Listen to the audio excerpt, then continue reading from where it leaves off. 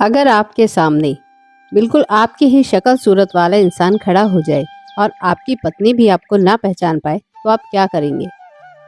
आज की यह बुधवार व्रत कथा एक ऐसे चमत्कार की है जिसे सुनकर आप भी हैरान रह जाएंगे। कहानी की शुरुआत। समतापुर नगर में मधुसूदन नाम का एक व्यक्ति रहता था। धन दौलत की उसे कोई कमी नहीं थी, लेकिन उसे अपनी अक्ल पर बहुत घमंड था। मधुसूदन का विवाह बलरामपुर नगर की अत्यंत सुंदर कन्या संगीता से हुआ था।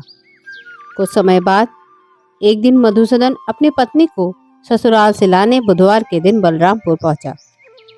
ससुराल वालों ने विनम्रता से कहा, बेटा आज बुधवार है, आज यात्रा करना शुभ नहीं माना जाता। लेकिन मधुसूदन हंस पड़ा। उसने कहा, यह सब अंधविश्वास है, शुभ अशुभ कुछ नहीं होता।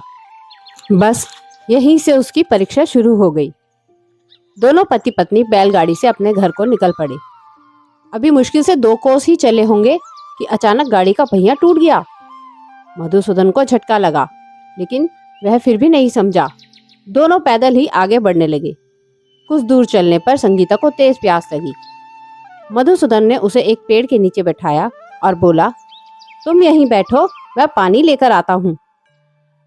जब मधुसूदन पानी लेकर लौटा तो उसका दिल जोर से धड़कने लगा। उसकी पत्नी के पास वही बैठा था, बिल्कुल उसी की शक्ल सूरत वाला एक और मधुसूदन। संगीता भी उसे देखकर घबरा गई। वह दोनों में फर्क ही नहीं कर पा रही थी। अब मधुसूदन चिल्लाया और बोला, तुम कौन हो? मेरी पत्नी के पास क्यों बैठे हो? तो दूसरा मधुसूदन व्यक्ति बोला, अरे यह मेरी पत्नी है, तुम कौन होते हो मुझसे सवाल करने वाले? दोनों एक दूसरे पर चोरी और झूठ के आरोप लगाने लगे। अब संगीता डर से कांप रही थी और किसी को समझ नहीं आ रहा था कि असली पति कौन है। लोगों की भीड़ जुट गई। सिपाही दोनों को पकड़कर राजा के पास ले गए। अब राजा ने पूरी कथा सुनी, लेकिन वह भी निर्णय नहीं कर पाया।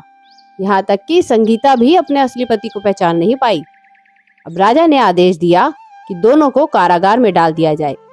तभी आकाशवाणी हुई और आकाश से गंभीर स्वर गूंजा, मधुसूदन, तूने बुधवार के दिन यात्रा की और बड़ों की बात नहीं मानी। यह भगवान बुद्ध देव का प्रकोप है। असली मधुसूदन भय से कांप उठा। उसकी आंखों से आंसू बहने लगे। उसने हाथ जोड़कर प्रार्थना की, हे भगवान बुद्ध देव, मुझसे भारी भूल हो गई, मुझे क्षमा कर दीजिए। मैं जीवन भर बुधवार का व्रत रखूंगा। उसकी सच्ची भक्ति से भगवान प्रसन्न हुए और तुरंत दूसरा व्यक्ति सबके सामने से अदृश्य हो गया। राजा, मंत्री, सिपाही सभी चकित रह गए। राजा ने मधुसूदन और संगीता को सम्मान पूर्वक विदा किया और कुछ दूर चलते ही उन्हें वही बैलगाड़ी फिर से मिल गई। उसका टूटा हुआ पहिया भी अपने आप जुड़ा हुआ था। दोनों भगवान बुद्ध देव का स्मरण करते हुए घर लौट आए। तब से मधुसूदन और संगीता हर बुधवार व्रत करने लगे और उनका जीवन सुख समृद्धि से भर गया।